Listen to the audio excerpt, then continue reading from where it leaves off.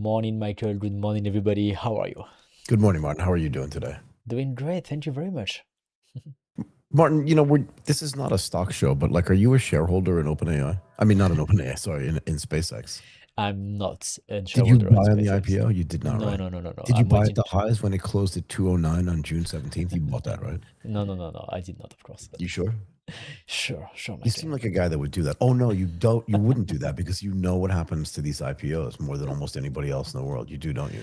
Yes, yes, yes, yes. Plus, I follow it every day thanks to AGTP Daily. So, yes, I'm aware of what's going on. Well, let's welcome everybody else who follows AGTP Daily. We go live every weekday at 11 a.m. Eastern Time. We talk about the most important tech stories and tech news in the United States. Martin, it's Friday, the 10th of July, Yes. 2026. Let's talk about how everything is turning into a nightmare for OpenAI and Anthropic. And let's also talk about, is Meta, there was this big article talking about, is Meta catching up to GPT 5.6 and Fable 5? But I do want to say this, SpaceX, and this is, I think, going to be part of this story today, is down. It's trading 147.71 right now. It's down 2.93% from yesterday's close.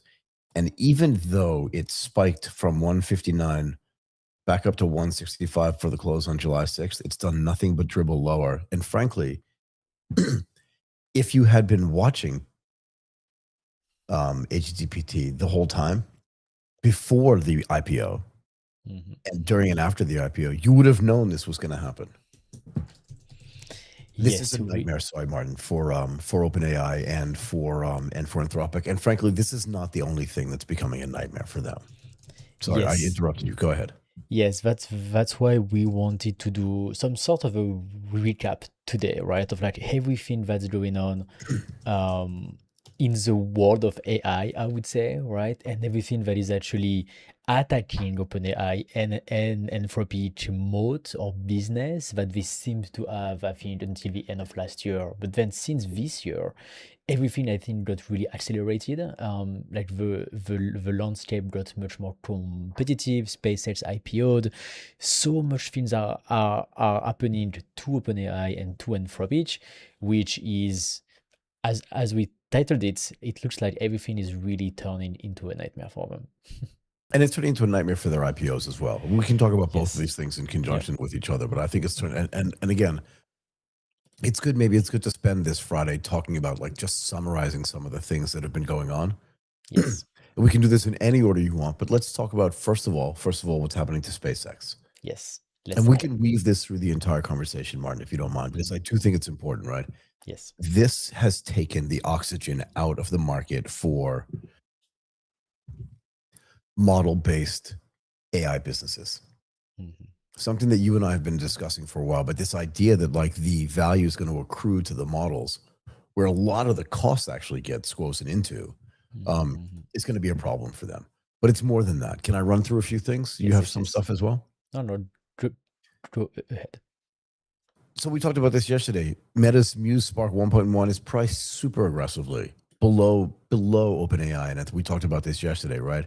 We also talked about how DeepSeek, Kimi, Quen, all these other open source models, open weight models, let's get it right, are also priced way below, in some cases 1/6, 1/5, and in some cases 1/10 the price lower. And it doesn't matter from a pricing perspective whether that's actually what the embedded costs are for the companies that are charging that. And particularly like you and I were talking about this just before we started recording. I was doing some work on Gemini leading up to today's recording, and you were like, wait a second, we don't pay for that. And I was like, I don't know. I just go to gemini.whatever.com and I can do image generation for free, and it's beautiful. It actually ends up being beautiful. So that the cost of that to me is what? Zero. That's pretty cheap. Zero is actually one of my favorite prices when I'm buying stuff. It is indeed a good price. I like this price as well. As the CFO of Undercover Media, you must love this price. Yes. Indeed. Love that price. But that's not just it. That's not it. A lot of the efficacy of ChatGPT and of Claude, and then following on of Fable and of Mythos, was this idea that it was going to make everything cheaper. Cheaper in the sense that you're going to be so much more productive, that your entire business was going to be able to cut costs in the sense because it was going to be way more productive using these automation models.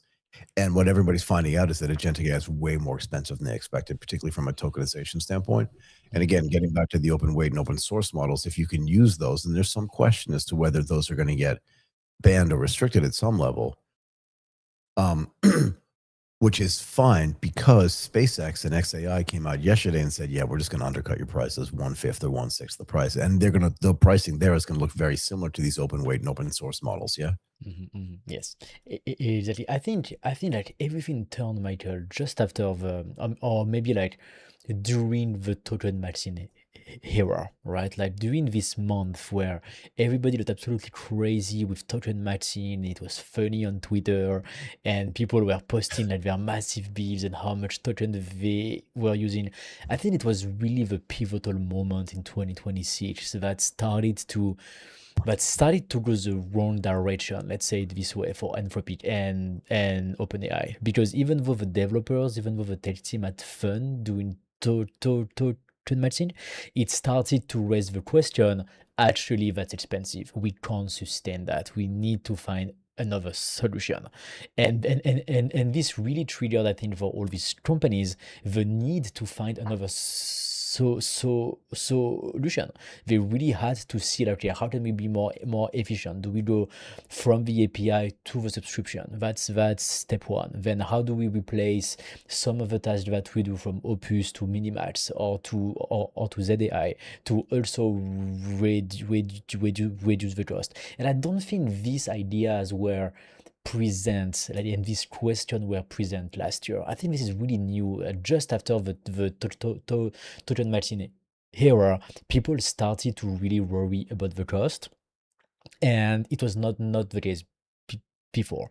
Like when we think back in at the end of 2025, we were using OpenAI, we were using Claude, and we really thought, we were convinced that the open weight model and every other solution were actually so far behind, right? And it was like, and there were no way that we would do something else, because OpenAI and Anthropic were so much better. And Right. then, because of the cost, everybody started to check, okay, what are they doing? Can I actually maybe use it for half my work, for 70% of my work? And then that really triggered, I think, all of these new behavior, right? Like, actually, let's take models that are good enough for the task that they can do, and at the end of the day, I'm going to be able to pay much less.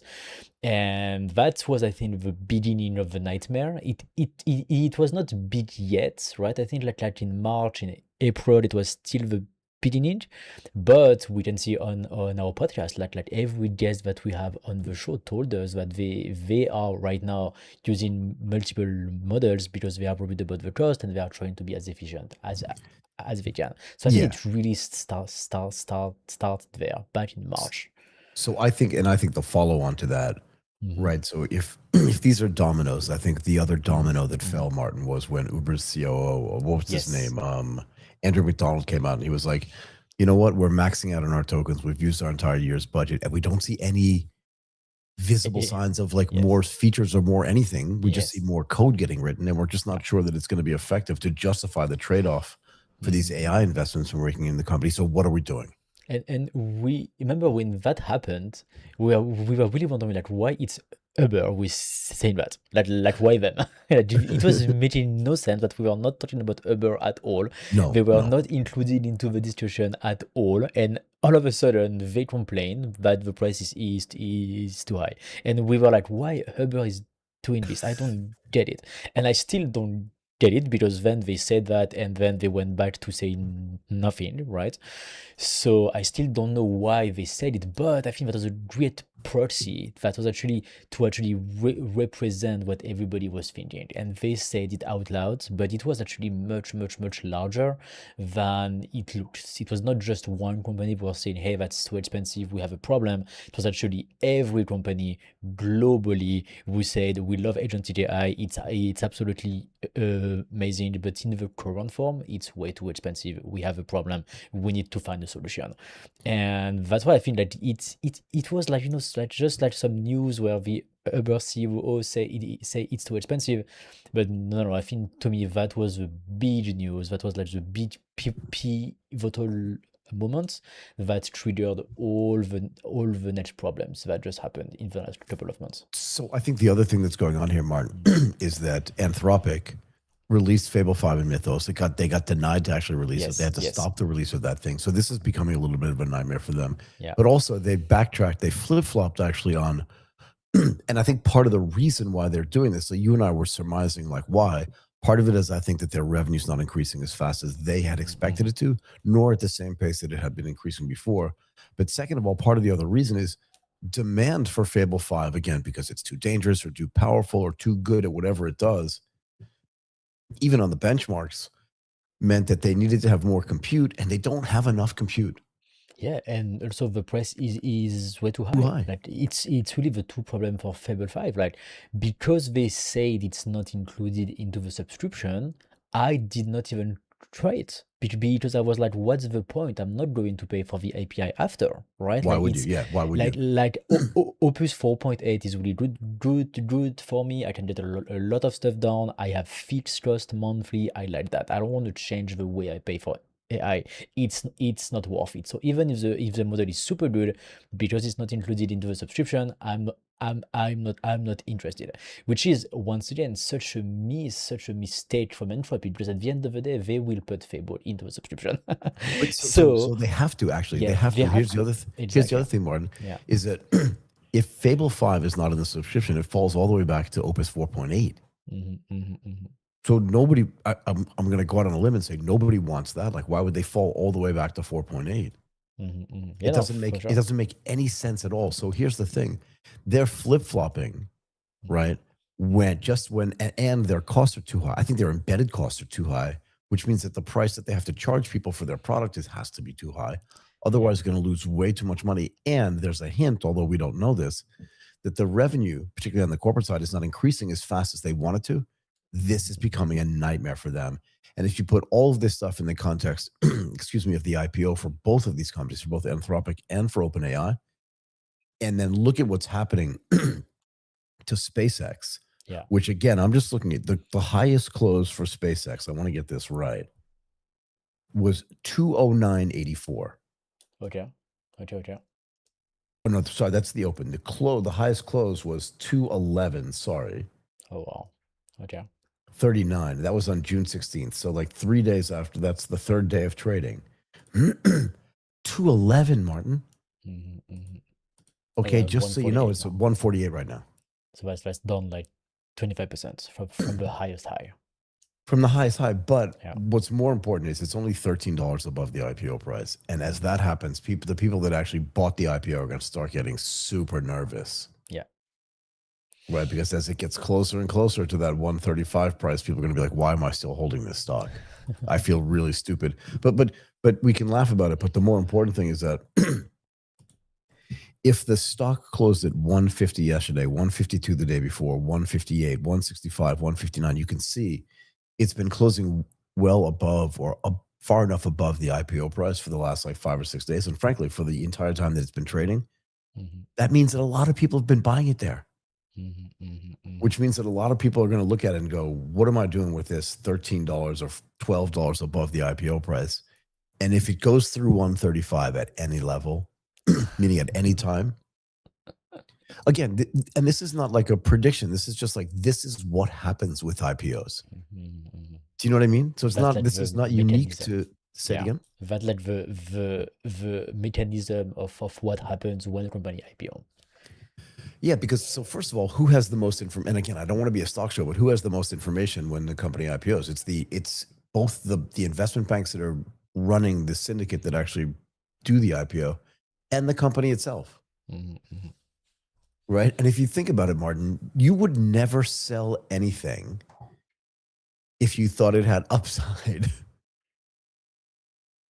Would For you? sure not. No, for sure. I mean, if you really believe strongly that SpaceX is going to be a $28 trillion market, as they said in their IPO paper, and you have the money to hold for 10 years, then why would you sell? It makes no sense, right? That's my point. But also, why would the company even sell any shares in itself if they really thought that the value of the company was way higher than it should be? In other words, if they thought it was going to be 20-something trillion dollar market cap, Why would they sell 1.7 sell some stock at 1.75 trillion and leave so much money on the table? And in this case, they're not. You remember how much they sold to the company? 4 to 5%. Yes, very So small. they're not even giving it. It's not even like they're trying to get a broad market participation in what they believe is upside in the stock. But the point is, I don't want to make this about SpaceX. I just want to talk about the things that are happening to Anthropic and OpenAI. The other thing that's happening here, Martin, is that Google, Microsoft, Amazon, and Meta, and we talked about this too, can subsidize their model businesses, right? Their Yes. frontier lab model businesses with their ad businesses. Yes. This is another nightmare for Anthropic and OpenAI. Complete They nightmare. are the only one in the race who don't have computing power. They don't have it. SpaceX AI They don't have any has other revenue compute. either. They have nothing. And you are right, they don't have any other line of businesses, they don't have any other revenue, they don't have any other profits. So if we like made a really quick summary of the situation right now, the competition itself on the model side is more intense than ever. It has never been as competitive as of today between the US labs plus the Chinese labs. Like right now, as a client, as a user, we have plenty of choice, and OpenAI and Anthropic are priced 10 times above the markets, Yep. right? So that's like the situation on the competitive landscape. Second, people are not willing to use only the frontier anymore. Now people are open to use another model that is good enough to reduce cost. This is a huge shift in behavior, and that was not the case a couple months ago. Free SpaceX IPO is going down and doesn't really show a lot of momentum up and trust into the AI world. For OpenAI and Anthropic only have their model as a line of business compared to all their competitors who do compute, who do ads. Meta has massive distribution all around the world with their collection of apps. What else? Like that's 4 things that's changed in the last 4 months, right? And that has There's more though. Tell me, Miguel, tell me. Well, the government has intervened. Yes. And made their frontier releases way less predictable. Like the government's intervened. So they're saying, look, now every time you release a model, it's too powerful, too scary, too dangerous. Like, what are we doing? And before that, they could release whenever they wanted. And there are stories coming out now that says that, GPT 5.6 is good, but 6.0 is coming out soon. But again, is the government going to intervene and say like, oh, you can't release that model because it's too dangerous? Or before you release it, we have to review it? What's happening? And the government didn't intervene for SpaceX AI or for Meta Muse Spark, right? Like they just let them release their models. So yeah, it looks like the government now is involved as well, which also was not the case 6 months ago. So that's 5. What else has changed in the last couple of months? That is just turned into a nightmare for Anthropic and OpenAI. Well, the other part of the problem is that because both of these companies have filed like some confidential information to do IPOs, at some point the real economics of their businesses are going to have to come out. Yes. I think that's the real question to me. Like the real underlying question is like how healthy is actually their business? Are they making money? Are they losing money because of growth? Are they close to profitability, or are they completely far away? And they didn't care at all about efficiency. They didn't care at all about how much they spend into training, into hosting, into all of this. Like how far are they from a healthy business? Like what is the point at which they are right now? And I think this is going to define the future for them. Because in case they are not healthy, in case with all of this new competitive landscape that's happening right now, if they are also not a healthy business, now it's going to get really, really, really complicated. Yeah, and again, we have to go back to this idea that yesterday, SpaceX actually came out yesterday and said that the price that they're going to charge to actually use the models, again, is 1/6 the price or whatever, 1/5 the price. That's not good for them either. And the second thing is that Meta came out as well with their new model. And not only is the model pretty good, and we'll get to that later, but the pricing that they have for this thing, again, because they can subsidize it, is just so low. So, given that as a thing, and remember, the other thing we spoke about yesterday is that Meta not only said that they're changing this from like a consumer facing, meaning you can use it on Instagram or you can use it on Facebook type of model, to we actually want our corporate customers to go out and use this too. So, they're changing their sales focus as well. Right? Yeah, And don't underestimate the relationships they already have for their ad business either. yeah, that's the thing that I'm the most surprised about is that it looks like both SpaceX AI and Meta are actually growing at the same market as OpenAI and Anthropic, even though they have different capabilities, especially for Meta. They have like billions of people who use their app.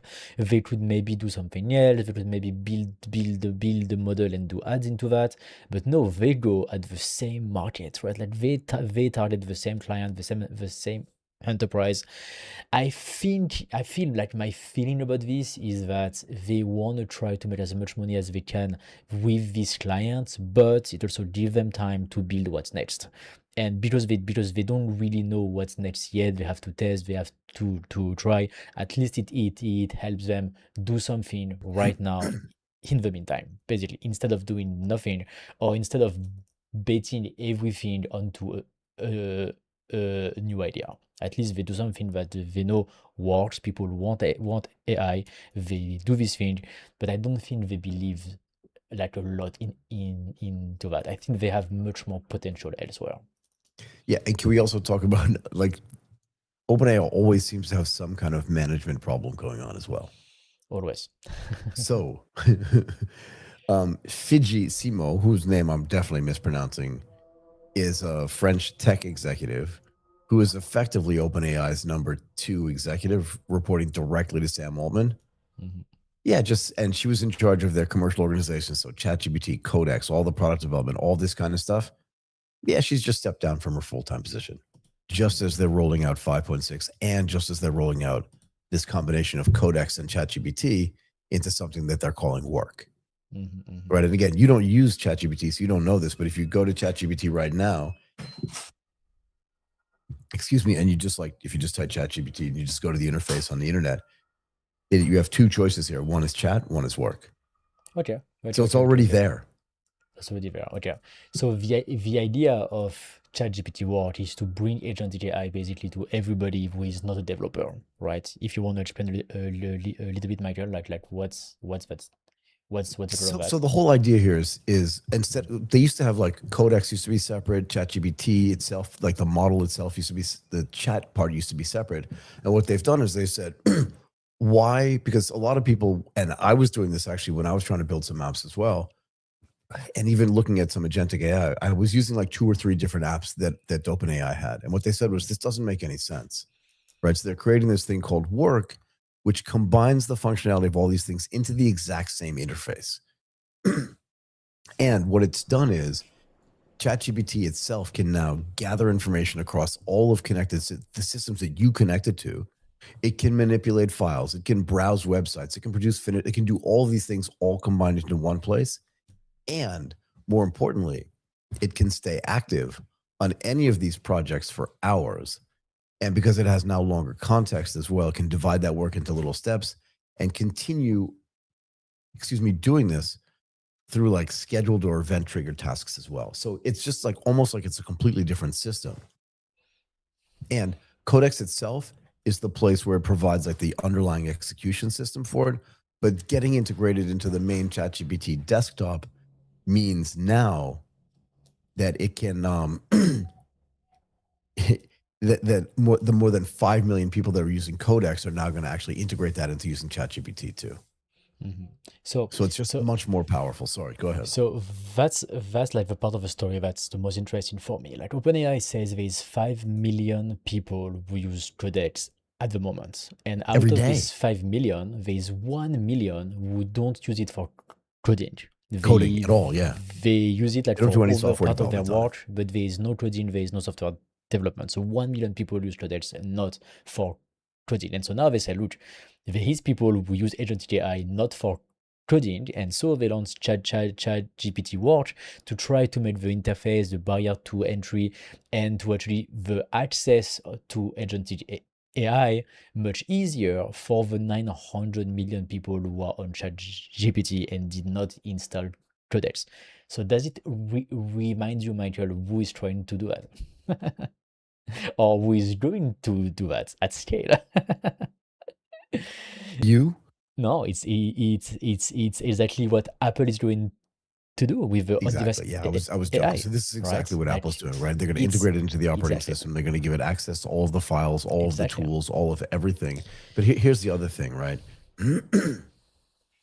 Is that one of the other things they're saying about this that makes it so powerful is the model itself can now operate and obtain context and modify the workflow in real time and then return to the task when new information arrives. Right. So just think about it as a person. You give me a task to do, I have all this information, I do a whole bunch of stuff, and then something changes or new information comes, then I can do more work on it.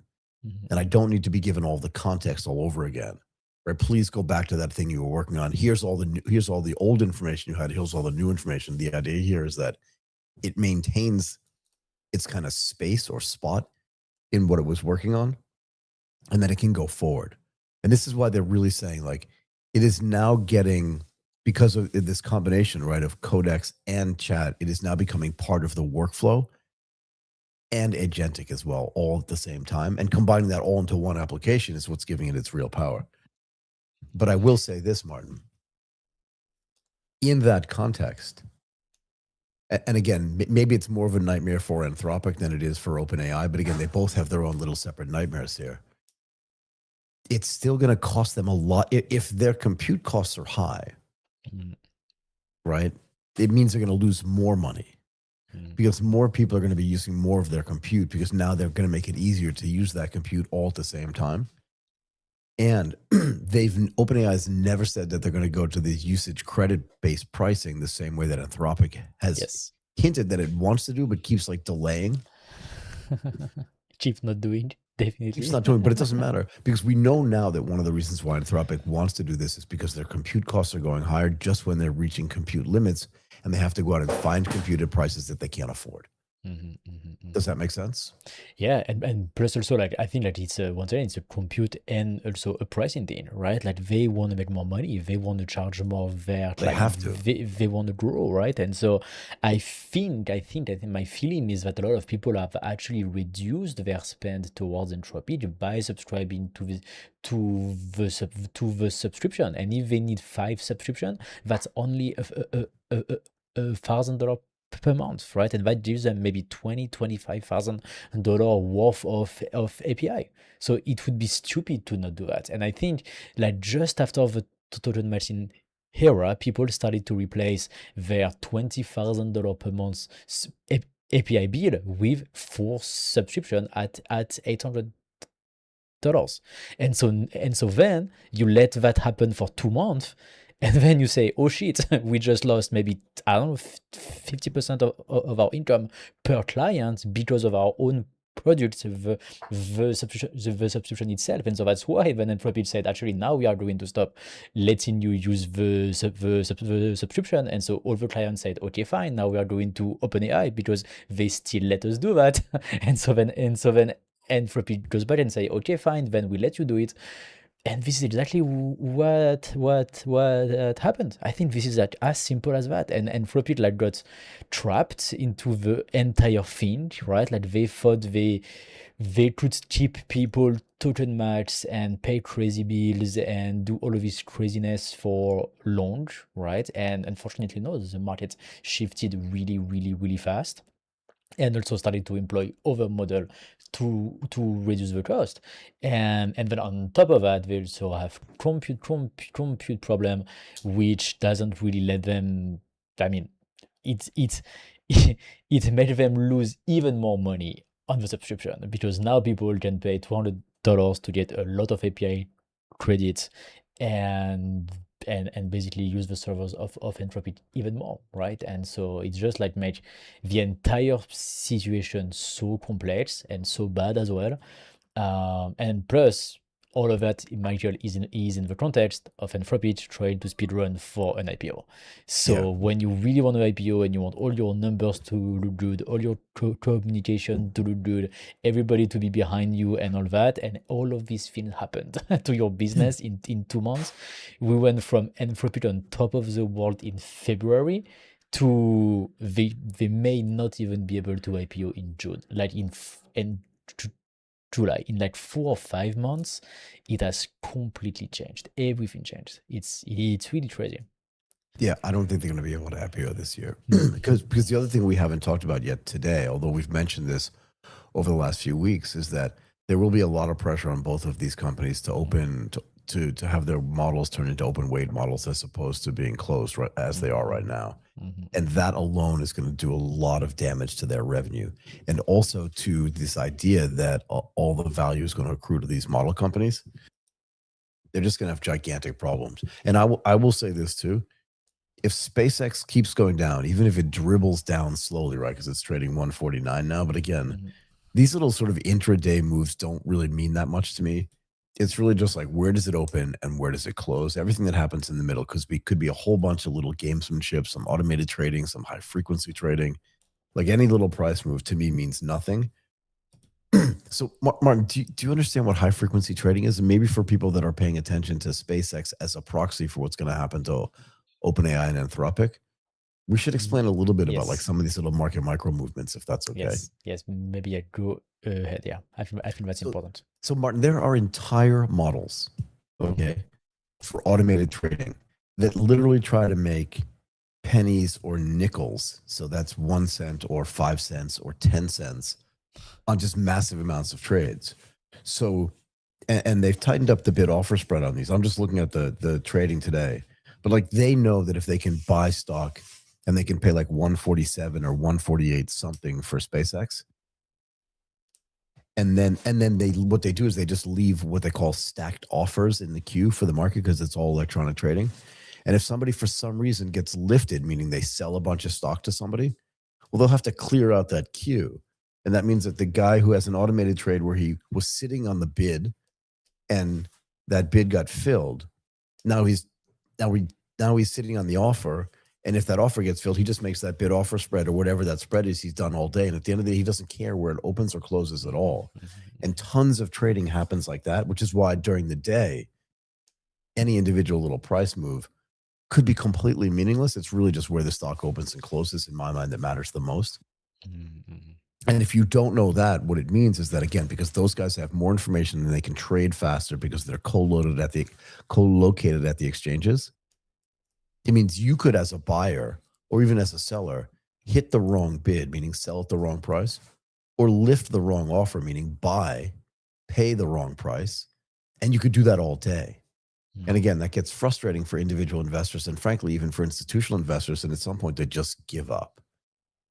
And when they want to get out, they just get out. They just hit as many bids as they can. Or if they want to buy the stock, they just lift as many offers as they can. And because of that, you see this weird trading. Like 2 minutes ago, it was trading 147. Now it's 149. It just doesn't make, this intraday stuff doesn't make any sense. But it does drive sort of market sentiment on a day-to-day basis. Okay, super interesting. So you mainly look at how it open, like why it opens, why it closes, and what's the momentum in that? Like, where are we going? Yeah, and also like one of the things I told you, I gave you before was like a bunch of different closing prices, right? So there's not enough information yet here. It closed on IPO day. The closing price was 150, and it's right back there today. Yeah. It's where it opened today, 150 spot 13. So like everything that's happened in the interim has just been noise. But you can see it, Martin. You have the graph on the graph on the thing. It spikes up, right? Which is exactly what we predicted was going to happen. It went down. It goes up a little bit because maybe some people shorted the stock and now they're covering it to buy back and make a little bit of money. And now it's just drifting lower. And my guess is if you look at this stock for the next 6 months, it's been trading almost a month now, yeah? If you look at this stock for like the next 5 months, it's probably just going to dribble lower and lower and lower. And God forbid it breaks that 135 level, which is the IPO price. It's going to trigger a lot of selling. Mm, But more importantly, let's go back to the context of why is it a nightmare for Anthropic and for OpenAI? Because all of the asset allocators that want to take advantage of the IPOs of these big frontier model companies are now going to look at this and think, okay, even if we miss the SpaceX thing, the SpaceX investment is going to give us information. The SpaceX listing is going to give us information about what the likely behavior is going to be for these other stocks.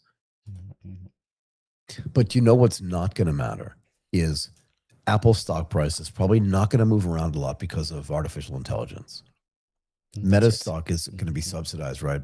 Sure, they're making very large investments, $135 billion a year in AI, mm, but they have revenue. They can invest a lot of that money out of CapEx, even though they did borrow some money to do that. mm. Look at Google. It almost doesn't matter. I want to look at the price chart of Google as well.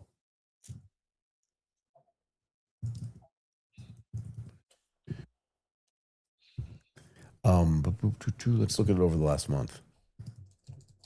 Yeah, I mean, it's flat essentially. Yeah, It's gone up a little bit, it's gone down a little bit, but now it's like basically flat over the last month. yeah.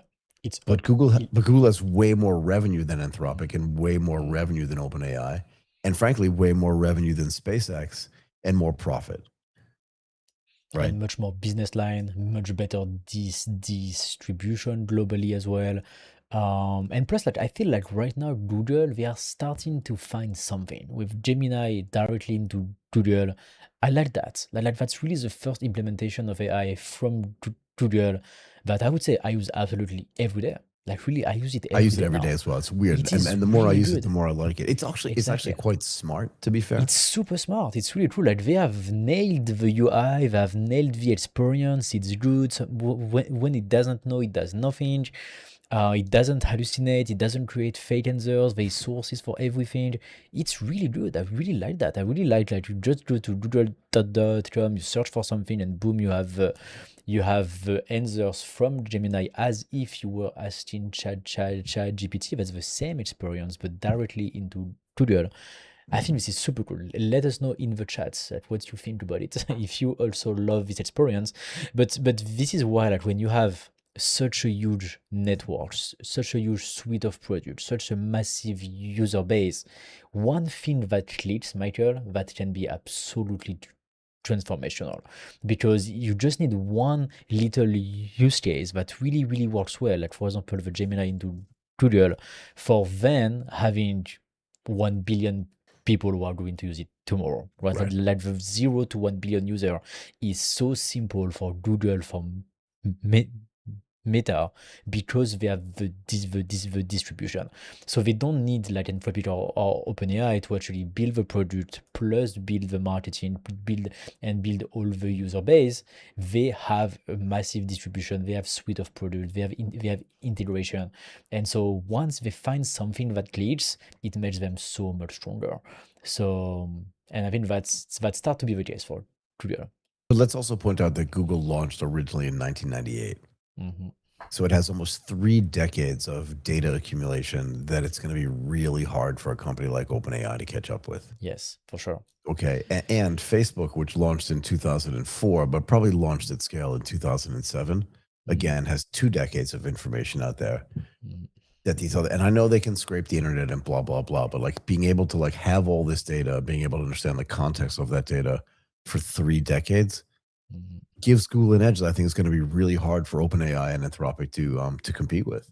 Oh, for sure, for sure, and that's the same, and we can say the same with SpaceX, Anthropic, sorry, SpaceX, Meta on the compute side. Like they have the compute, so it's easier for them to subsidize the token because they control how much they spend, right? And so as long as they have the compute and they can decide themselves how much it costs them instead of sending tons of money to Google Cloud, to Microsoft Azure, or to AWS for Anthropic and for OpenAI, SpaceX and Meta, all the money they spend is to build new data centers for themselves. So Exactly. not only they have less cost right now, but they also invest into the future. So it would also make them much stronger going going forward.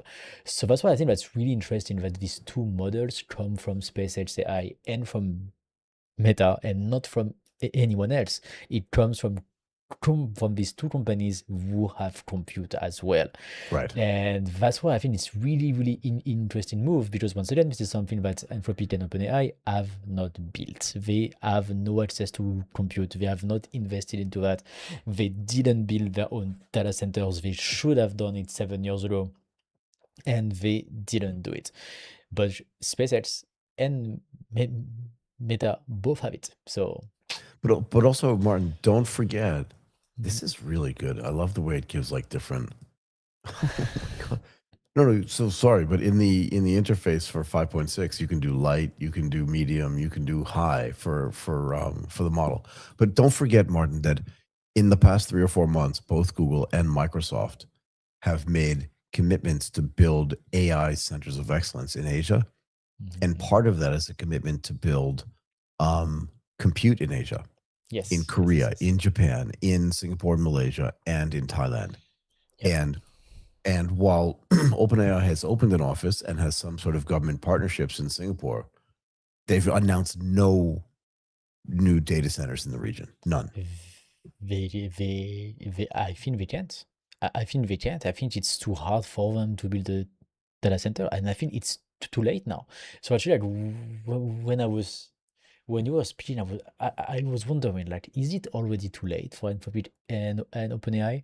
Like the two things that make me think about it is first, right now in people's mindsets, that's okay to go multi model, and we are not going back, right? Like it's No, no, it's no, no. it's it's impossible that in 3 months we are like, okay, now I just want to use the frontier all the time. Like it's just Right. impossible. We are not going back.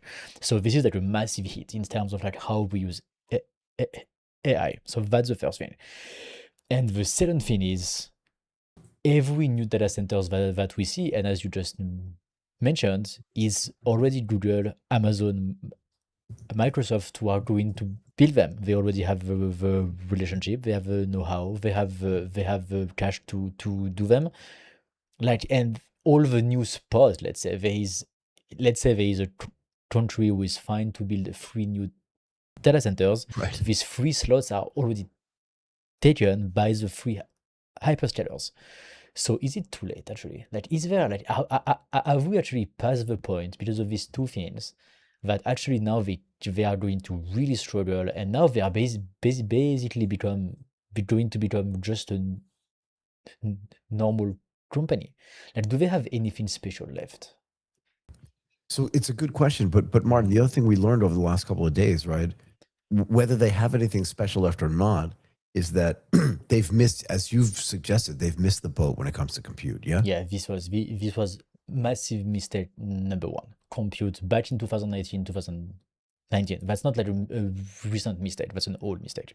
But again, how long does it take to build a data center? It could take anywhere between a year to 2 years just to Mhm, physically build it, literally mhm, just to like mhm, lay the concrete mhm. and build the building itself. Yes. Okay. But then installing like all of the computers and stuff in this could take 3 to 6 months. Here's the thing, Martin. I told you when I was at Goldman Sachs, we moved buildings, Mhm, mhm. and just the physical build out took months to do. Mhm, mhm. And it was For sure. simple. For sure. To be fair, it wasn't that simple, but I mean, it was way simpler than building a data center. And the building into which we were moving already had power.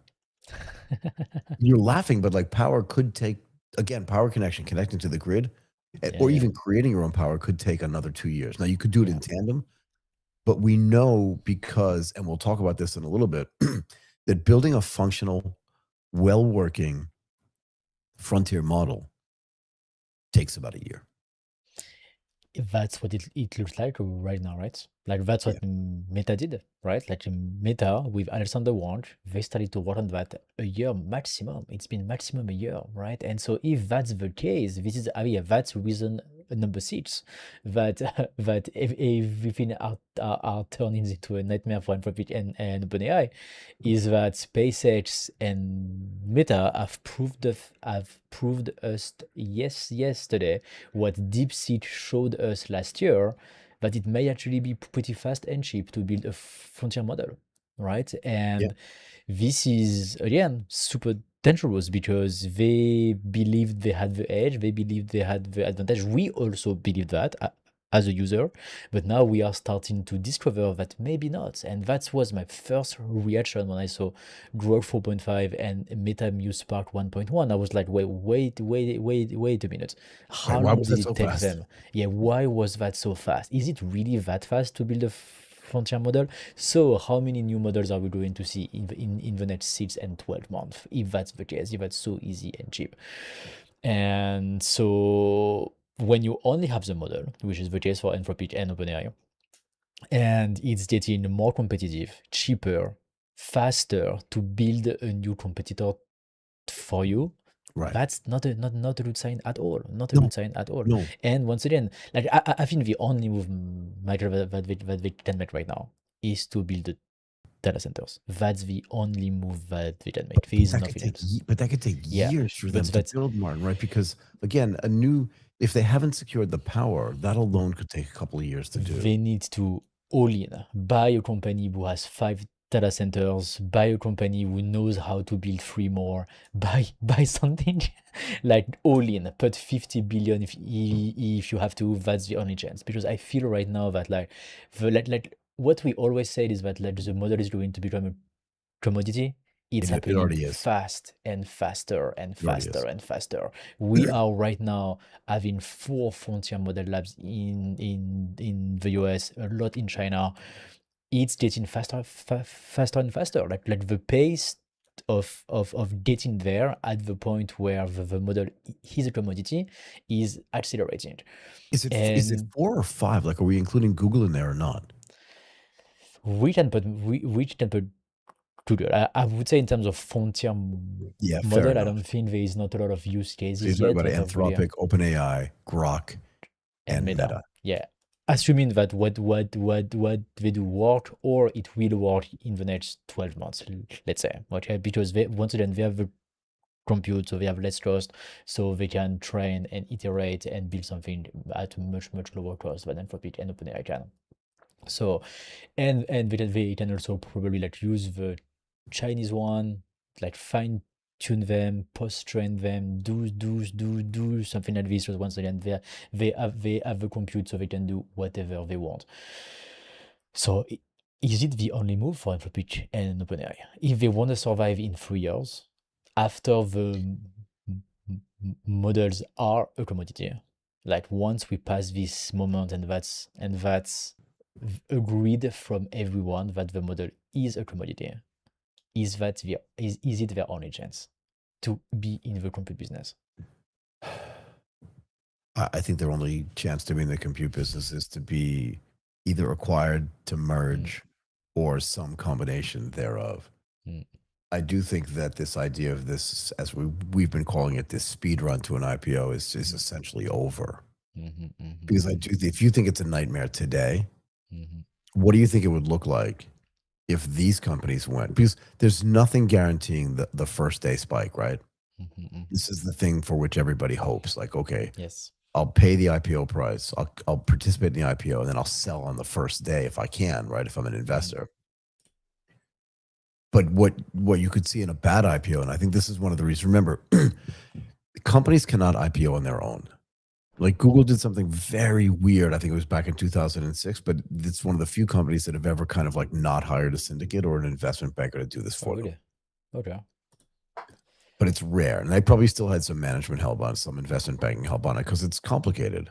Mhm, But imagine a situation where the market has turned so bad for Anthropic and for OpenAI, and the investment banks that are currently right now probably running around the country and running around the world doing the roadshow trying to figure out where this thing is going to price, just keeps coming back because as every day passes and as SpaceX continues to see the price of their stock trade closer and closer to the IPO price, what's going to end up happening is, or what could potentially happen is, some of the investment bankers here can look around and say the same things that we're saying. Meta is out there pricing Muse Spark 1/5 the price of your model, and that's the only revenue you have. Second is the SpaceX IPO. While it looked like it was going to go well in the first few days, now there's a massive overhang of stock out there, and as that stock gets closer and closer to 135, that's going to be problematic for you. Okay, and the feedback that we're getting on the Anthropic side, this is what the investment bankers are going to say, is nobody understands what your revenue growth is going to look like anymore. And now, right, because here's the big problem. Now that you want to charge more money, and OpenAI has made a commitment to not going to usage-based credits, your IPO is going to get even harder. OpenAI has their own problems, but you can't. You've already kind of committed to having this be useful on a subscription basis. And now you're saying you want to charge people more money for it, and yet you're not talking about your revenue. Like, all of these little things coming out are just going to be a nightmare for the investment bankers. And the one thing the investment bankers don't want is to be involved. I wish I could swear, because this is how they would talk about it actually in the investment bank.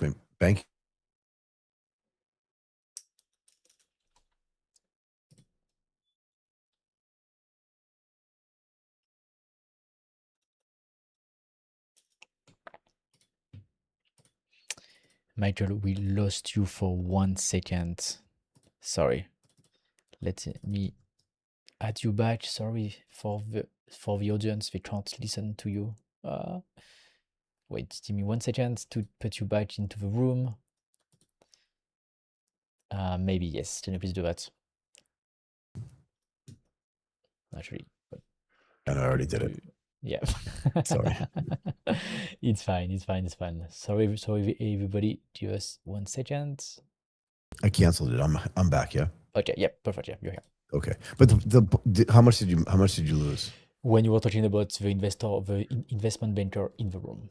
Yeah, so the investment bankers, they don't want to be involved in a shit show IPO. Please excuse the swearing, but that's exactly what they're going to call it, because then the next company is not going to hire them to do it, and they do make a decent amount of money by getting paid to do these IPOs and to manage them and to syndicate them and to do all the traveling that takes place, particularly when they're doing their roadshows.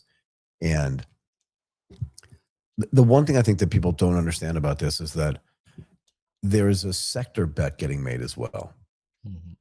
Okay. And that sector bet says frontier lab AI companies are going to IPO. SpaceX has already done it. Okay. And they're waiting. And Meta's not going to IPO because they've already done that. And what was the other one? And Grok just got released, right? So they've already done their IPO. Now you have Anthropic and OpenAI sitting there going, should we do our IPOs? Because what would normally happen is, particularly in a brand new industry, is that people would buy little bits and pieces of every company that gets issued, right? Because they don't know who's going to win. It's way too early to figure out. Even today, Martin, if you want access to like the Japanese automobile industry, you're not just going to buy Toyota. You probably buy Toyota in some weighting, right? Toyota, Mazda, Honda, Nissan, or however many stocks there are that trade there, in whatever maybe their market cap weight is. You could get a exposure to the entire industry. So if the industry wins, you win. And you may lose a little bit of alpha because you're not overweighting the stock that's outperforming, but you're protecting your downside as well. Right. But in this case, people may make the decision, like, I don't even like the sector anymore, because they see what happened to SpaceX, and they may say, I don't even want to be involved in the Anthropic IPO or the OpenAI IPO, because the sector itself is so volatile. And I don't see how they're going to make money going forward. And with all the competition, not just regionally or locally or inside the country, but globally, I don't even know who's going to win in any way, shape, or form, which is going to make the IPOs even harder, which gets back to this idea that this time right now is a nightmare for both OpenAI and for Anthropic. It's absolute nightmare, which means Which mean I don't think they are going to IPO. Anthropic, maybe they're gonna find a solution because they have to. They are in like the nightmare is way worse for them than it is for OpenAI. At least OpenAI has 900 million users on Chat GPT. That's why they launched Chat GPT World, because they don't want to they don't want to say to 900 million people install credits. That doesn't work. It's too complicated. But if you put it directly into Chat GPT, then that's like the barrier to entry is much easier. But still, they don't do compute. They have much more competition now, and all the problems that we have already mentioned. But Anthropic doesn't even have that, Michael, right? Like, so it's even worse for them. So I think they try still to IPO right now because they have no choice. Like, they are at the edge of the cliff. They are going to fall. They need this to work for them. They And do, but after that, either it happens or it doesn't happen, right? Like, either they IPO or they don't IPO. I think the next chapter of the story is exactly the same. It's going to be really, really, really hard for them. Like, it is. whether or not they IPO. And but also, like, if they don't IPO, like, how they are going to sustain their spending, like how they are going to raise the next round above a They trillion won't be able to. dollar. They It's won't be able to. impossible.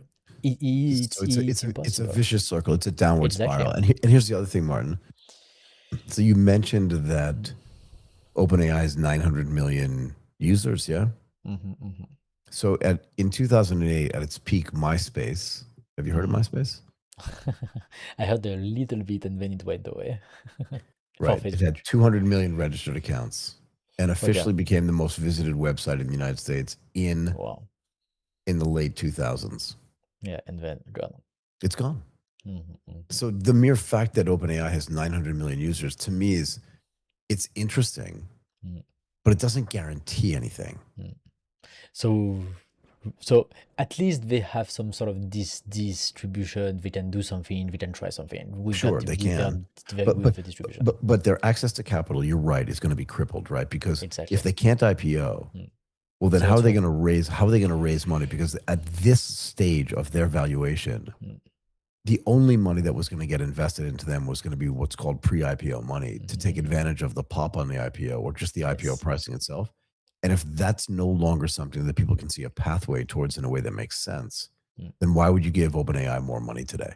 And if they And can't raise more money, mhm, then they can't fulfill their investment plans just in the compute that they've been talking about. mhm. But even so, just expanding their product line. And if they can't do Exactly. that, they can't do anything. And then they are proverbially, you know what, Exactly. they So have that's why problems. there's only one exit: get into compute.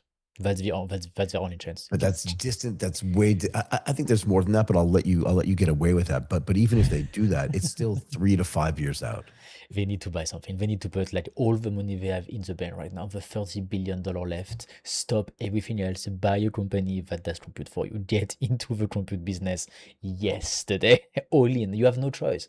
Because if you don't do that, as we just explained, like, it's so risky if they don't do that. If they don't do that, it means like something that they are currently doing will start working, right? And like, but like working for real. Like, they will need to be profitable without getting into compute. At least if they get into compute, that's pretty sure that in 5 years, the compute business is going to be bigger than it is right now. So at Right. least if they go there, they have plan B, they are going to survive, they can always sell compute and keep trying on the side. But if they don't do that and nothing that they are doing right now works because it doesn't work as of now, and it's if it still doesn't work in 2 years and they can't raise any more money, then what happened to them? Right. But so the other thing, the follow on to that Mm, is, let's say compute itself is leverage. mhm, Then if the cursor business and the grok business ends up growing faster than expected, mhm. they're going to claw back some of that Colossus 1 and Colossus 2 compute that they need, which means Anthropic is going to have even less compute or going to have to pay way more for it. That's a problem for them.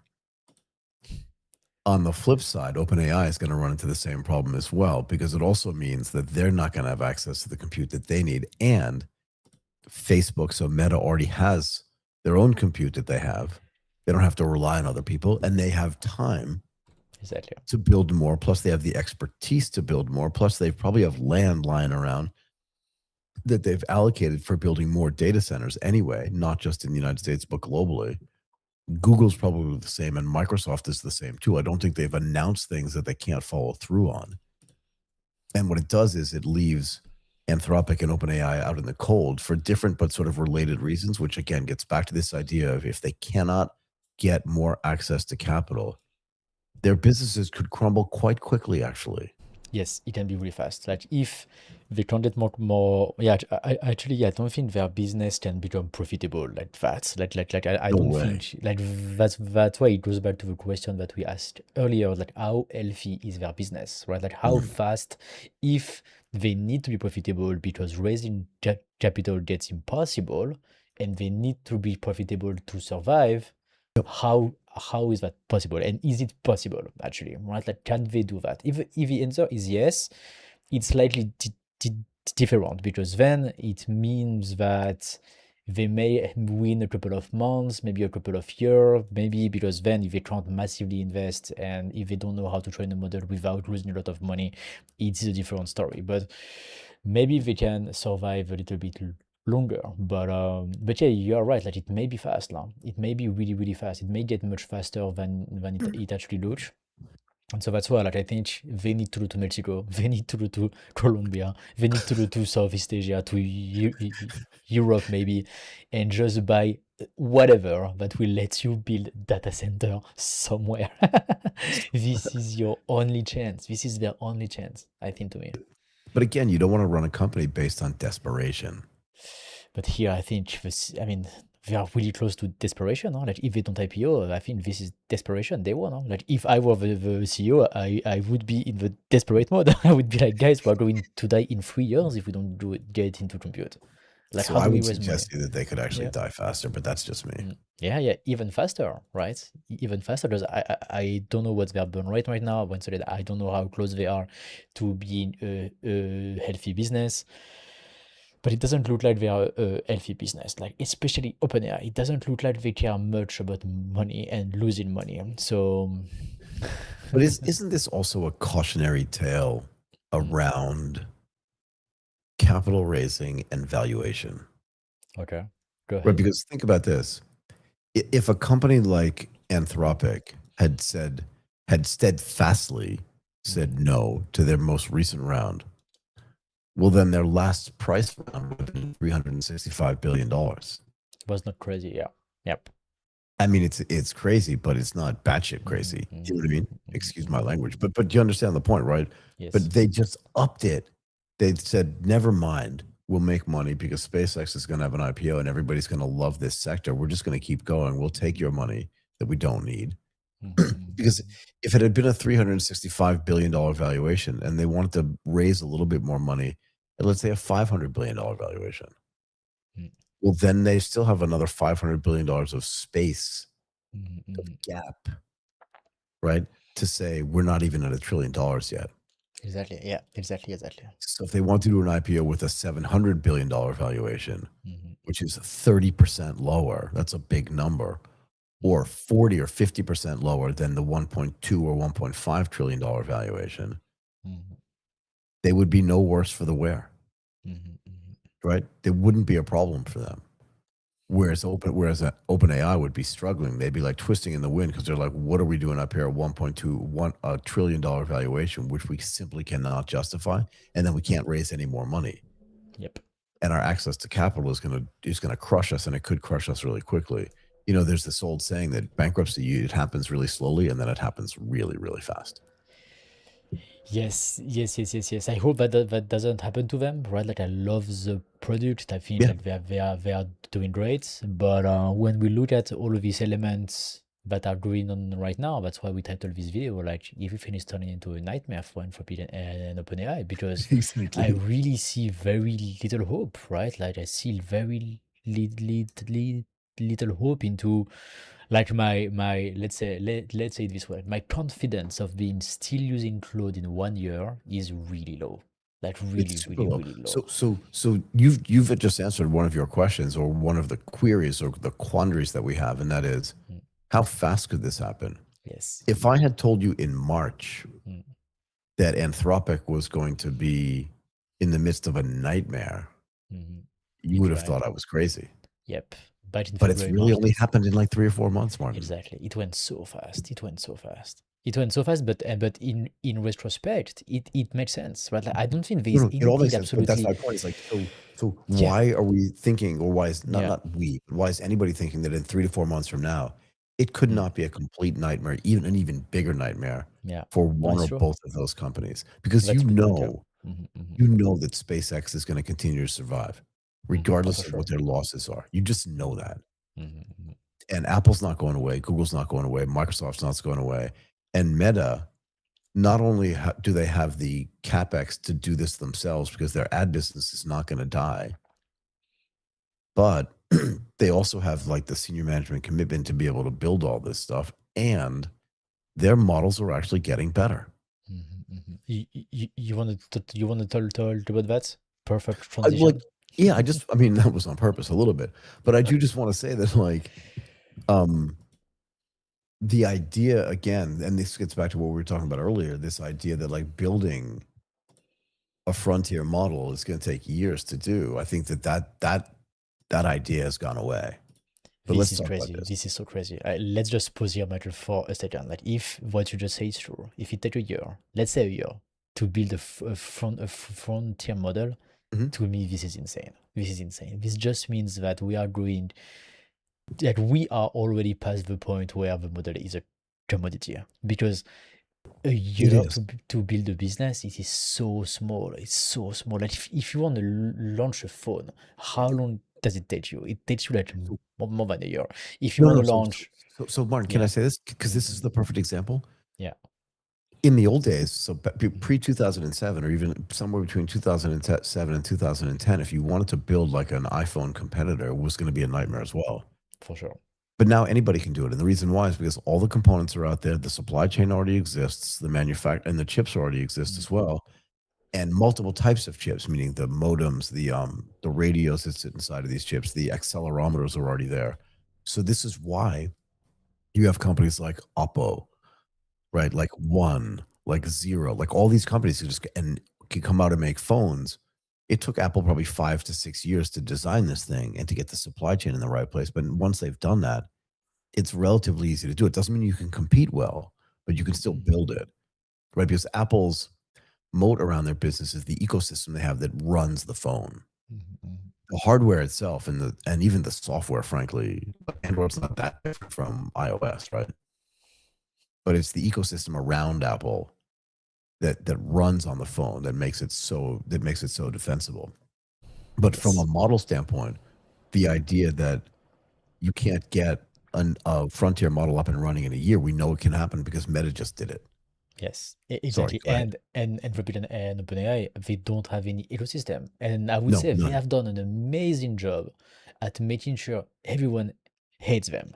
Like, I don't know how they did that, but they did No, such a good job at making sure that the world doesn't like them, right? no, Like, yeah, they have done such a great job at that, and at least if you are a loved brand, like, if people can like your brand, trust your brand, kind of like Apple, right? Like, mhm, Apple, people love the brand, trust the brand. Um, Whether it's true or not, it doesn't really matter. Like, what matters is yep, the perception, right? Like, is if Apple says something tomorrow, is it going to happen? Can I trust the brand? Can I trust them to have my best interest in mind? If I buy something from them, is it going to change in 3 months, or this type of stuff, right?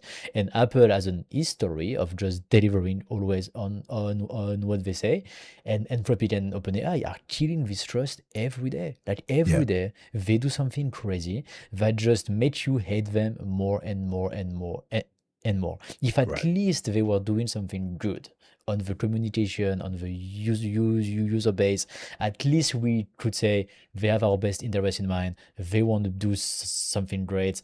I trust that they are going to do the right thing next, but this is not the case at all.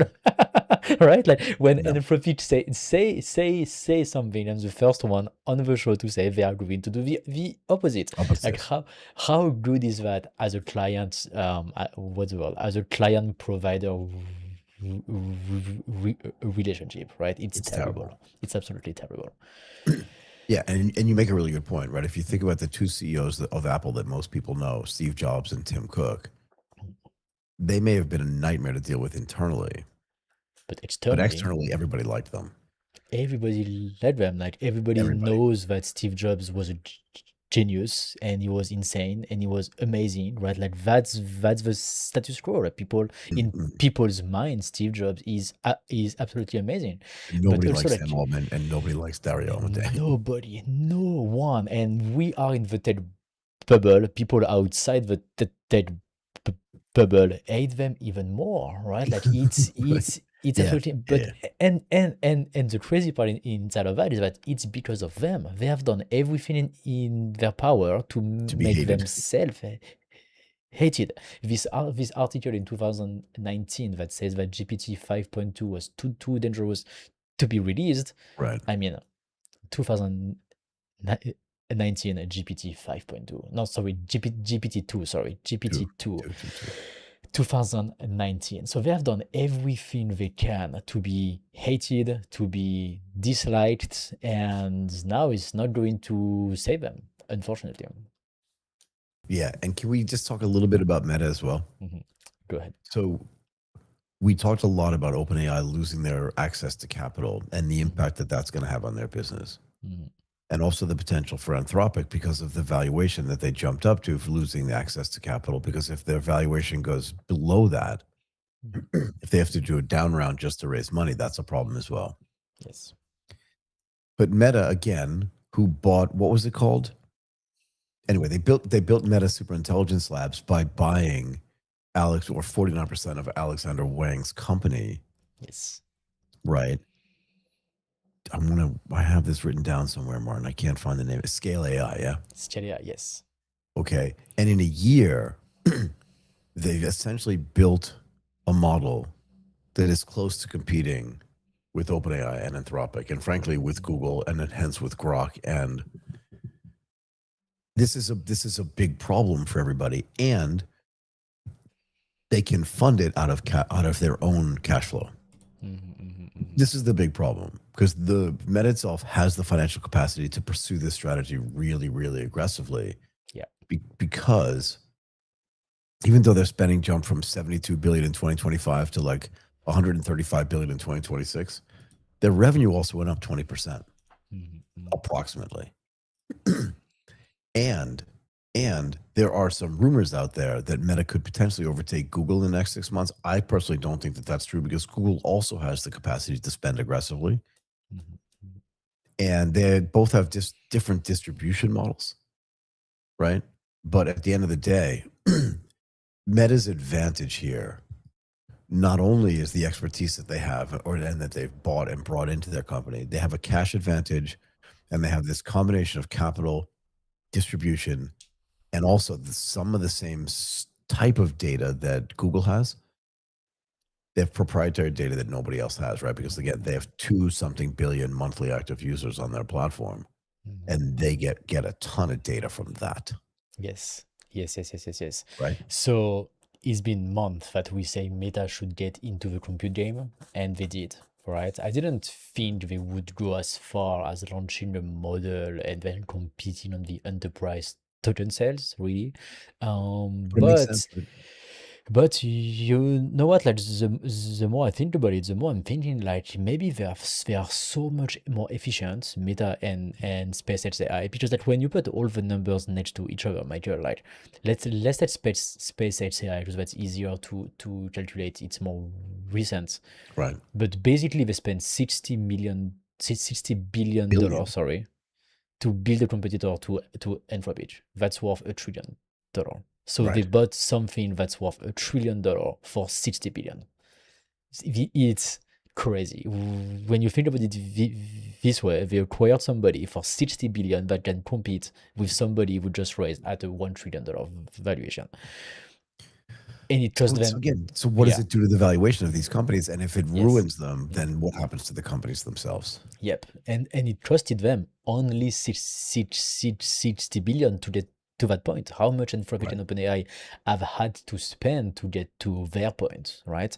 And I think Meta is pretty much in the same type of situation because they only spent, only with quote, 14.3 billion on the acquisition of scale AI, 14.3. Okay, and then they probably made, I don't know, a lot of investments to train Muse Spark. But is it more than 50 billion, more than 60 billion, more than Mm. 100 billion? I really doubt so. I think we are more in the like below $50 billion range. And so once again, for them, it cost them, I think, way less money than it costed OpenAI and Anthropic to get to that point. So Yeah. they had to invest way less. And so maybe for them, that's why first of all they can afford to do such a low price.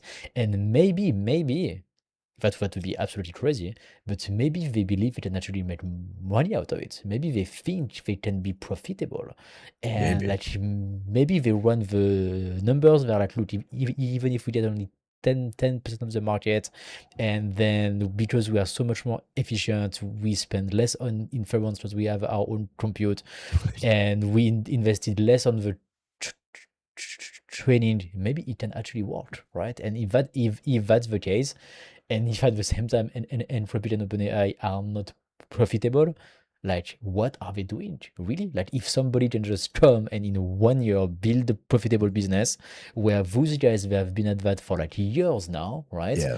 Like what are they doing? Like how can you have somebody who show up like so much later at the party and does a way better party than everybody else, Do you want right? to hear Like something else as well? yes, go ahead. How much money did Cursor raise in total to get their Um, $60 billion valuation? How much money did they 15, raise? 15, 20. Good guess, but wrong. Okay, Before being acquired, again, according to Gemini, okay. right? Before being acquired by SpaceX, Cursor raised a total of more than $3.3 billion in Oh venture wow. capital funding. Only if we know. Okay, okay. But do you see what happened here? So you were making this really great point about Yes, how a $60 billion company can compete on the model side. but And that's not you're their right. main business, right? But how You're they can right. compete on the model side with a company that's raised hundreds of billions of dollars Yes, this is actually better. Yep. at $1 trillion valuation, Mm-hmm, essentially. mm-hmm, mm-hmm. Like, who would you rather be? And yeah, and actually, it's not a $60 billion company. It's a $3 billion company because that's really what was Yeah, required to build that, right? That they only needed $3 billion to that's the point. build the research team and to build also all the app and the distribution and everything that Cursor is, right? So it's not only the model. So if it costed only 3 billion to build Grok 4.5 in like a year, let's say, Yeah. it is this is an insane problem for Anthropic and OpenAI because once again, Yeah, what are you and doing? you have to know that SpaceX AI has probably been working with Cursor behind the scenes on the development of these Grok models even before they concluded Mm. their purchase of it. But look, Remember, they already gave them a $10 billion contract a few months ago, and yeah. that didn't happen overnight either. So let's say they've been working with them for 6 to 9 months on something. They could have started working even earlier than that Mhm, on mhm. building this model. But look, Michael, actually, isn't SpaceX AI acquiring Cursor actually the model? Like, isn't like when I Yeah, say yeah. before, like that's the No, only no, chance for no. Anthropic and for OpenAI to actually survive is to get into compute. That's exactly what Cursor did. They got into compute, and they got into compute not by launching it themselves, but by being acquired by SpaceX AI. So look at the what happened there. It was so fast because, as we said, yes, yesterday they had the team of researcher in house. They actually built it, and they use SpaceX AI infrastructure to train the model. So they merged the research team to build the model with the compute, so they can work together. So basically, Cursor got into compute. They build the model and then they got into compute, and now they are able to actually do something better together with SpaceX AI. So it's not them who got into compute, it's the compute who acquired them. But my point is the two started to work together. And so isn't it the only option? And so is it going to happen the same thing to Anthropic and OpenAI? So which means a possibility could be Amazon, Google, or Microsoft to just acquire them for way less money. Yeah, Way less money. way. Yes, in the same model. And I think that after we've said all of that, I think SpaceX has been like really, really good in business. It's very Right. impressive what they have done since 2017, 2018. And to be fair, Meta has done the same thing as well. I mean, Yes, they've very constantly smart. increased their Yes, revenues, and they've always had a yes, strong compute infrastructure. They're yeah, building a really good research organization with the acquisition of Scale AI. And yes, even though Jan LeCun didn't really love working for a guy who was 14 years old, mm, something is going right here. exactly. And their capital expenditure fits into like their revenue growth, so that makes a certain amount of sense. Mm, And if they continue to, and because they don't need revenue from the models right away, mm, they can subsidize it with this. It puts Meta in a place where they can compete really, really powerfully with OpenAI and Anthropic, and they're not entangled. Like I feel like if somebody acquired OpenAI, mm, there would be like too many moving pieces, too many entanglements with other companies. You know what I mean? Too many contracts to unwind, too many like little things that we're not thinking about mhm. because they're trying so many different things. Whereas Facebook is just, or Meta is just like an ongoing concern that has relationships with big corporates Yes. globally. Mhm. And no one is sitting there thinking, is Meta going to go away? No, no way. Right.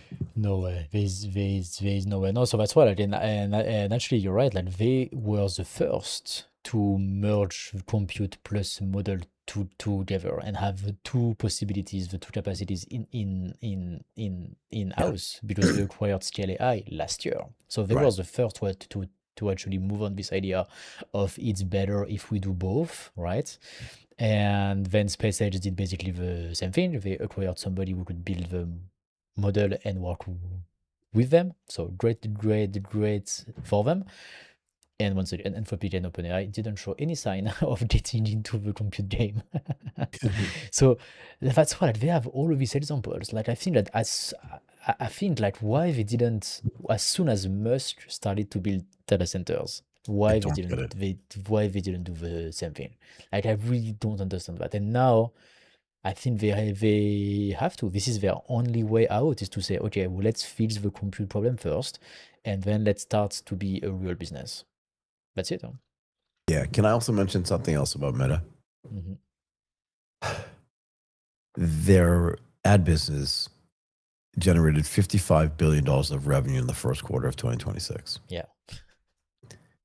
Their other revenue was only $885 million. Okay. So they're an advertising company. Yes. But we already know what the potential upside is. Hmm. So imagine a situation where they build a little bit more compute and they start taking some of the business away from OpenAI and from from Anthropic, and they can start growing their revenue third to 30 billion or $45 billion a year in the AI space. Yes. Yes. Do you know what I mean? For sure. And the fact that they launched the offers that they launched yesterday, targeting the enterprises, targeting this exact market with an offer that's 5 times cheaper. Cheaper. That's interesting, right? Let's see how it goes. Let's see if it actually works. Let's see if people actually buy it or not, right?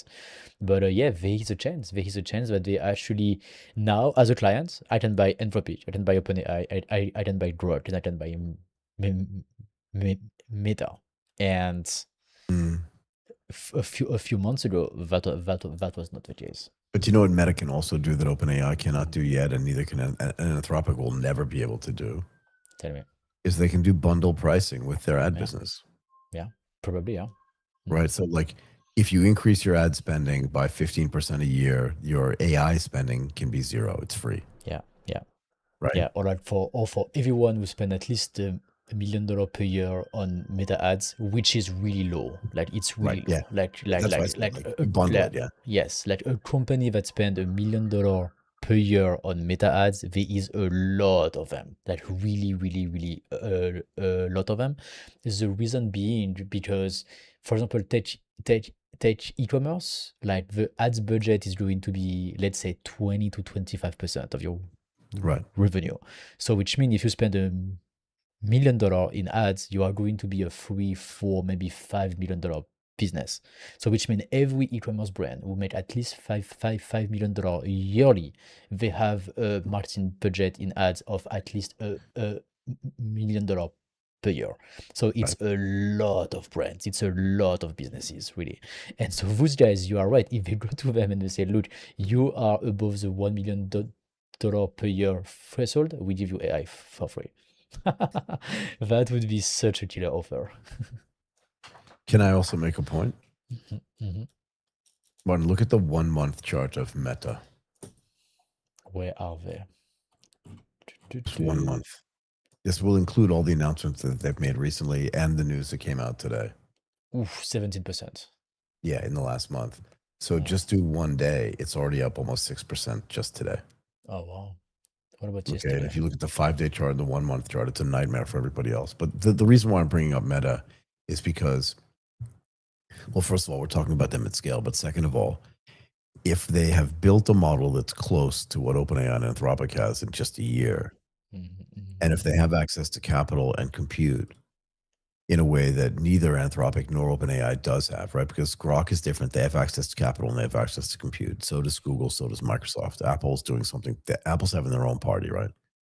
Yes, Apple will do their They own have thing. they're having their own party. They're inviting different guests, but it's still a Exactly. good it's a good party though. You want to be at It, this party. But the point is yes. that Meta, if you thought that they were moving quickly building this model in the last year, how fast then? Because Mm, one of the biggest problems for Meta was, would you want to work at a place that was going to be second tier in the AI space, or would you want to mhm, go work at OpenAI or Anthropic if you wanted to mm, do real great AI research? mm. And now, if these models are getting closer, and you know that Meta's never going to go away, at least in your lifetime, and the management there has run a stable and growing business for 2 decades.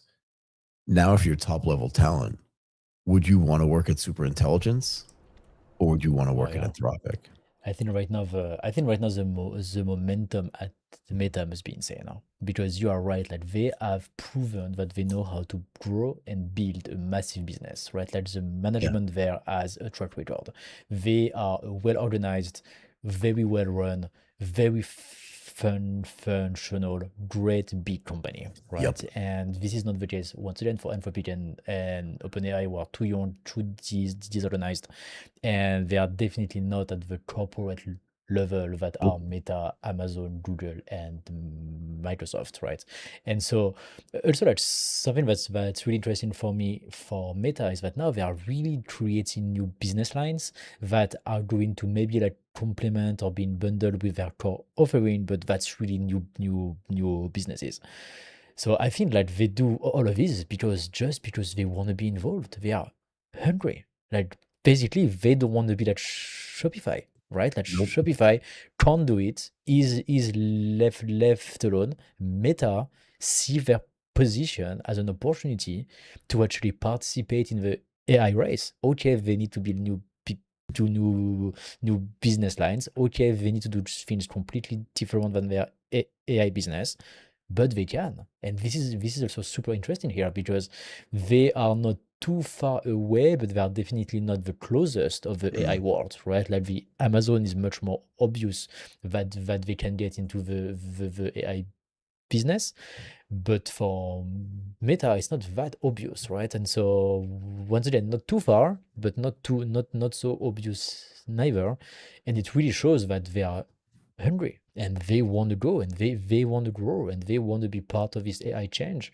And they don't want to just be a small player. They want to dominate, right? And they are ready to invest and they are ready to go for it, and they have a big track record of success. So I'm They very do. bullish on Meta. I think they are doing great. They do. And this whole analysis that was done by this company called Semi-Analysis on the future of meta and superintelligence has come out really swinging hard and saying that the progress that they've made in the last year is kind of unprecedented. Mhm. And again, if you extrapolate this further out, which is why we wanted to talk about this tonight, they could make even more progress faster than other people. Yes, yes. And also like that's you who said that like when they stop the metaverse, is like it feels like meta they are allowed to fail. And that's good because Yeah, yeah. they are not like you have to succeed on that. You have no choice, No, no, otherwise no. you die. Meta, it looks like they can do whatever they want, and even if it fails, that's okay, right? And so they can take risk, they can go big, they can try, and this is, I think, the best position to be in. If you have a lot of money, you fund your experiments with your cash, and you are allowed to fail. I mean, what else do you want, right? Yeah, Like exactly. you are in the best position in the world. Plus, you have a great team. Plus, you have all the compute. Sure, there is stuff that you need to build. Okay, but look at all the assets that they have, right? It's absolutely insane. So, for me, they are in my top four of the biggest chance of success in AI. They are in the position four, though. I still think Amazon, Google, and Microsoft are going to have more chance to win than them, but they are number four. But again, if you had asked me like even a month ago, I would have counted Meta out.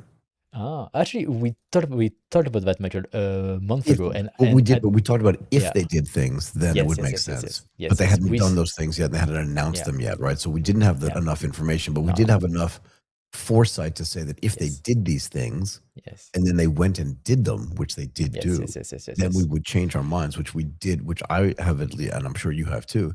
But now we're looking at them going, oh, this is starting to look a little scary. And Yeah, if you're with sitting at the Anthropic and OpenAI, you're like, when did that happen? Yes, yes, yes, yes. So what we were saying a month ago, at least on my part, was like, yeah, I have this bid for Meta is number Yep. four Yeah. Yeah. Yep. on the bid winner because I believe they can get into compute and then they can start doing something big into AI. And so Exactly. that's why it has always been my top four: Amazon, Microsoft, Google, and Meta in fourth position, but still in fourth position. It's been, I think they have more chance than Apple, for example, at this point, because I really like the compute business, and everybody else. I think this is the top four that is going to potentially be really, really big in 5 to 10 years. I don't see So how it's possible that they don't get so much bigger than they are right now. the other separating factor here, Martin, is I'm just looking at my notes, right? So Google, Meta, Amazon, and Microsoft, Mhm. different to SpaceX, OpenAI, Anthropic, is that those other companies don't have access to the same level of data that Google, Meta, Amazon, and Microsoft have. Mhm. Different Mhm. types of data, Mhm. but definitely consumer data, behavioral data. Traffic data, Google has search website. data, traffic data, all this kind of stuff. Mhm. Mhm. SpaceX AI doesn't have any access to that at all, neither does Mhm. Cursor. OpenAI doesn't have it either, then haven't thought about it. And a Anthropic, lot of they stuff, don't and know Anthropic what is it is. nothing. Yeah. Anthropic is focus. Mhm. Yep. Anyway. So let's see how the next 6 months turn out, right? Like the next 6 months are going to be really interesting. As soon as either they IPO, I open it and Anthropic, or they don't Mhm, IPO, in both cases, it's going to be really, really interesting to look at how they fund the next phase of their business. mhm, This is mhm. going to be really interesting to look at. And it may be in the next 6 months, right? Like we're going to have a lot of answers in 6 months. Yeah, I mean, to be fair, we could have a lot of answers in 3 months. Yes. I mean, True. it's July. It's July 10th. We already talked about it at the beginning of the show. Mhm. These companies, OpenAI and Anthropic, had thought about IPOing. Remember, their biggest competitors now, none of them have to worry about their IPOs. Mhm, mhm. So it's just another thing that these companies have to worry about that nobody else has to care about, at least not that they're not with whom they're competing. Yep. And that's a problem, man. It's a huge problem because now they are competing with massive companies, right? And yeah, no, it's once again, it's going to be interesting. It's going to be interesting to watch how they get out of the nightmare if they do, right? Yeah. Okay, let's end there. How does that sound, Martin? Yep, sounds good. Sounds good. Okay, everybody. Thank you so much for joining us today. Thank you again for joining us. Thank you again for hanging out with us. Give us a thumbs up on today's video. Subscribe to our YouTube channel. Follow us on all of our socials on X, on Instagram, and LinkedIn.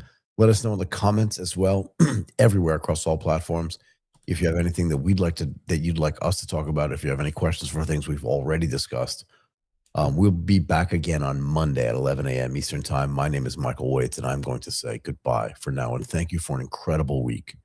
You guys have been amazing. Thank you, everyone. See you on Monday. Bye-bye.